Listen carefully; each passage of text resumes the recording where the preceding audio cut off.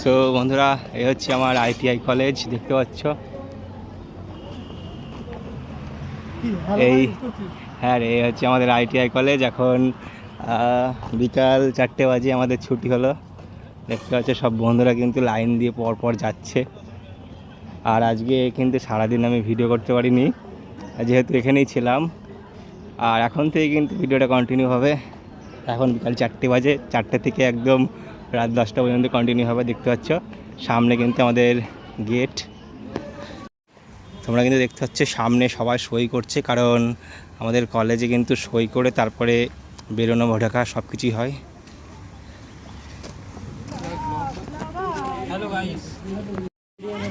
আর এই কিন্তু আমাদের কলেজের মেন গেট, দেখতে পাচ্ছ। এখান দিয়ে কিন্তু আমি বেরোচ্ছি এখন। এখন কিন্তু আমি কলেজ থেকে বাড়ি যাচ্ছি, দেখতে পাচ্ছ। মা স্কুটি চালাচ্ছে। এত গরম পড়ছিল ভাই সারাদিন, আজকে কলেজের মধ্যে একদম দম ধরে গেছে। তো এই মুহূর্তে কিন্তু এটা আমার পিছনে NH12। তো দেখতে পাচ্ছ এই কিন্তু NH12। আর এখান দিয়ে কিন্তু আমি এখন বাড়ি যাচ্ছি।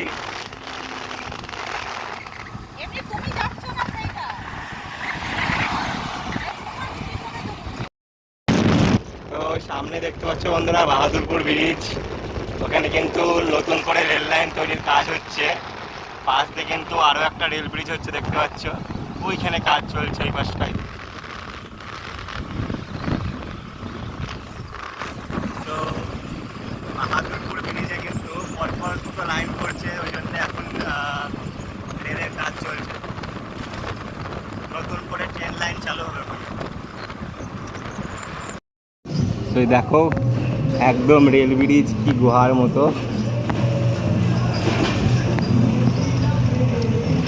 এই জায়গাটা রাস্তার অবস্থা কিন্তু খুব খারাপ। এপাশে কিন্তু একটা বজরংবলীর মন্দির আছে, সম্ভবত আজকে পুজো হচ্ছে এখানে। কত সুন্দর জঙ্গল, খুব সুন্দর জঙ্গল কিন্তু বন্ধুরা পাশ দিয়ে। সেই সকালবেলা গিয়েছি 10টার সময়, আর এখন বাড়ি যাচ্ছি। এত গরম না আজকে, মারাত্মক গরম। এবার তোমাদের এই পাশ থেকে দেখাচ্ছি, ঠিক আছে। তো ওই দেখো সামনে কিন্তু রেল ব্রিজের কাজ হচ্ছে। ওই সামনে রেল ব্রিজের কাজ হচ্ছে নতুন করে, কিন্তু এক সাইড দিয়ে লাইন ছিল। এই লাইনটা কিন্তু কৃষ্ণনগর টু লালগড়া লাইন, মানে একদম শিয়ালদা টু ডাইরেক্ট লালগড়া লাইন। এটা দেখতে পাচ্ছি ওই পাশে কাজ হচ্ছে। তো অনেকদিন ধরে কিন্তু ওই লাইনে নতুন ট্রেনের ডিমান্ড চলছিল, কারণ এত প্যাসেঞ্জার হয় যে মানুষ কিন্তু যাতায়াতে অসুবিধা হয়।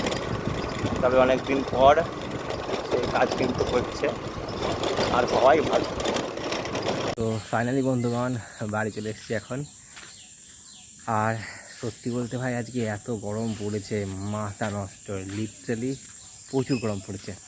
কলেজ থেকে বাড়ি আসলাম, বাড়ি এসে হচ্ছে আগে জামা প্যান্ট ছেড়ে হাওয়া খেলাম ভাই, মানে গরম যা পড়ছে, বাড়ির হাওয়া না খেলে তো হচ্ছিলই না।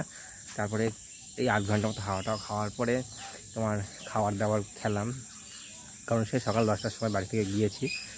কলেজে প্রায় সারাদিনই ছিলাম, কারণ আমাদের কলেজের ক্লাস হচ্ছে 11টা থেকে বিকাল 4টে পর্যন্ত, ঠিক আছে। তারপরে ছুটি। আর যেহেতু মা আনতে গিয়েছিলো তাই তাড়াতাড়ি বাড়ি চলে আসলাম, বুঝলে তো। দেখো এত গরম পড়ছিল না, জামাটা মানে ঘেমে গিয়েছিলো, তাই বাড়ি এসে তাকে কেচেও দেওয়া হয়েছে। ওই দেখো আমাদের কলেজের নীল ড্রেস, আমার ড্রেসটা নর্মালটা মা কিন্তু কেচে দিয়েছে। তো মা ড্রেসগুলো কেচে দিয়েছে, কারণ গরমে ঘেমে গেলে কিন্তু আস্তে আস্তে নষ্ট হয়ে যায়, ঠিক আছে। মানে মোষ না কী বলে না, এটা ওটা পড়ে যায় আস্তে আস্তে, এবং দুর্গন্ধ হয় খুব। यदा यदा हि धर्मस्य ग्लानिर्भवति भारत অভ্যুত্থানমধর্মস্য তদস্মানম সৃজাম্যহম। দেখো বন্ধুরা, কত সুন্দর করে কিন্তু আমাদের ঠিক মন্দিরের ওপরেই একদম একটা দুটো তিনটে চারটে ঘোড়া এবং তার সাথে শ্রীকৃষ্ণ এবং অর্জুন। শ্রীকৃষ্ণ রথ চালাচ্ছে এবং অর্জুন কিন্তু সেই রথে যুদ্ধে যাচ্ছে। কত সুন্দর করে কিন্তু আমাদের ঠাকুর ঘরের একদম চূড়ার ওপরে এই সুন্দর ছবিটা লাগানো আছে,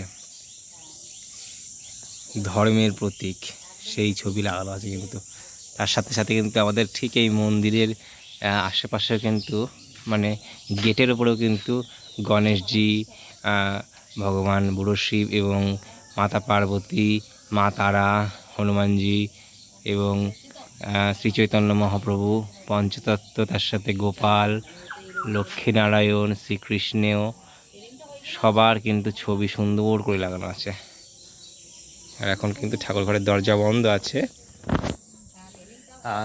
দিদা কিন্তু সেবা দেওয়ার পর দরজা বন্ধ করে দেয়। এখন ফাইনালি গাইস একটু আসলাম হচ্ছে ছাদে মুক্ত বাতাস নিতে। সারাদিন এতটা গরম গিয়েছে না, তারপরে এই যে ছাদের ফাঁকা পরিবেশে মুক্ত হাওয়া, এটা অত্যন্ত জরুরি। এতে তোমার মন এবং শরীর দুটো সুস্থ থাকবে। দেখতে পাচ্ছি আমার পেছনের সবুজ প্রকৃতি, বাড়িঘর আর ছাদের এই শান্ত স্নিগ্ধ পরিবেশ, সত্যি আর মৃদুমন্দ হাওয়া অসাধারণ লাগছে। একবার দেখাই তোমাদের, দেখতে পাচ্ছ কত সুন্দর সবুজে ভরা চারপাশের প্রকৃতি। যাই বড় ছাদে যাই একটু আমি, দেখো কত সুন্দর চারিপাশের সবুজ গাছপালা। এর মাঝে যাতে আমি বসি, যেন বুক ভরে নিঃশ্বাসে তুমি নিয়ে শান্তি পাবে।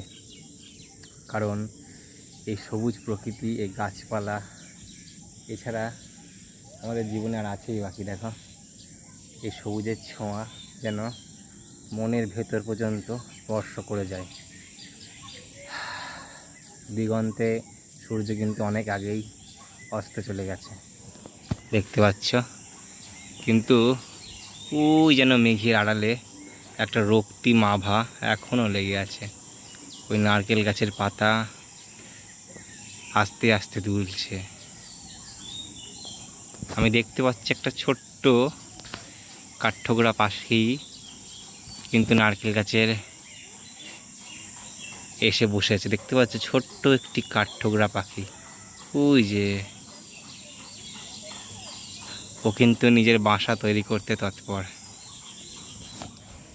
প্রকৃতির এই অদ্ভুত খেলা, সারাদিন খাদ্যর জন্য যুদ্ধ, তারপর পাখিরা, পশুরা সবাই কিন্তু দিন শেষে তাদের বাসায় ফেরে।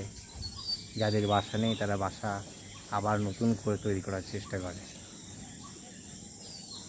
মোটিভেশন লাগে না, প্রকৃতিকে যদি ভালো করে অবজার্ভ করো, সে কিন্তু তোমাকে ক্ষণে ক্ষণে মোটিভেশান দিতেই থাকে।